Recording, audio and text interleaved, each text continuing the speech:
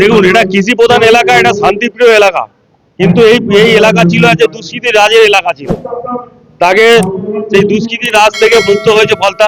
এবার যা যা ফলতার যে ঐতিহ্য রয়েছে, ফলতার যেটা সুনাম রয়েছে কৃষি প্রধান, এবং ফলতার মানুষ স্বাধীন মানুষ, শান্তিপ্রিয় মানুষ, এবং ফলতার বিভিন্ন রকম প্রজেক্ট রয়েছে, যে পর্যটন শিল্প থেকে আরম্ভ করে এসিজেড এর বিভিন্ন রকম কাজকর্ম রয়েছে। যে ফলতা ছিল একসময় কর্মসংস্থানের কেন্দ্রবিন্দু, সেই ফলতা তার আস্তে আস্তে সুনাম, আস্তে আস্তে ফলতার সুনামটা ফিরিয়ে নিয়ে আসবো।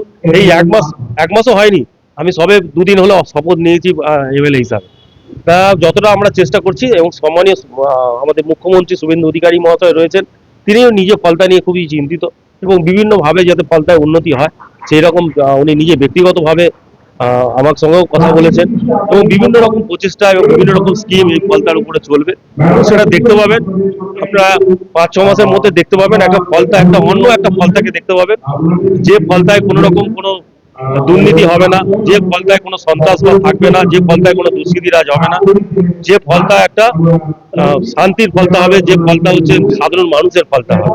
এবং এটাই আমরা করব, এবং যেটাই আমরা হচ্ছে বদ্ধ পরিবার, কারণ ফলতার মানুষজন 1.5 লক্ষ ভোট আমাকে দিয়েছিলেন, এবং 1,09,021 ভোটে আমাকে জিতিয়েছেন। ফলতা মানুষের প্রচুর এক্সপেকটেশন আমাদের উপর রয়েছে, ভারতীয় জনতা পার্টির ওপর রয়েছে, এবং আমাদের সম্মানীয় মুখ্যমন্ত্রীর ওপর রয়েছে। আমরা সেই যে এক্সপেকটেশন কোনোভাবেই আমরা হারাতে দেবো না, এবং আমরা কাজ করব, এবং যারা মানে কাজ করার মানসিকতা রয়েছে তাদের দিয়েই আমরা কাজ করাবো। রাসায়নিক সারে দিন দিন দাম বাড়ছে, কৃষি দপ্তর চেষ্টা করছে লড়াই করতে, নতুন ভাবে প্রযুক্তি আনার জন্য। এটা সত্যি যে জৈব সারের অনেকটা বেড়ে গেছে, এবং জৈব সার খুবই প্রয়োজন, কারণ যেভাবে দূষণের মাত্রা বেড়ে যাচ্ছে।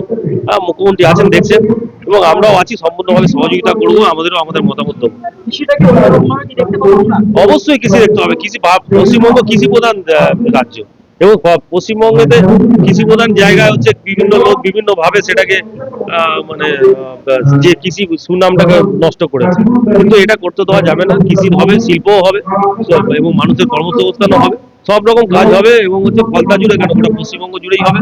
এবং এই সরকার করবে। এবং আপনারা জানেন যে যশস্বী প্রধানমন্ত্রী নরেন্দ্র মোদীজির 12 বছর পূর্ণ হয়েছে, এবং উন্নয়নের যে কর্মসূচি, যে 12 বছরে যেভাবে আমরা গোটা ভারতবর্ষ জুড়ে যে উন্নয়ন করেছি, তার ফল আমরা পশ্চিমবঙ্গেও পাবো।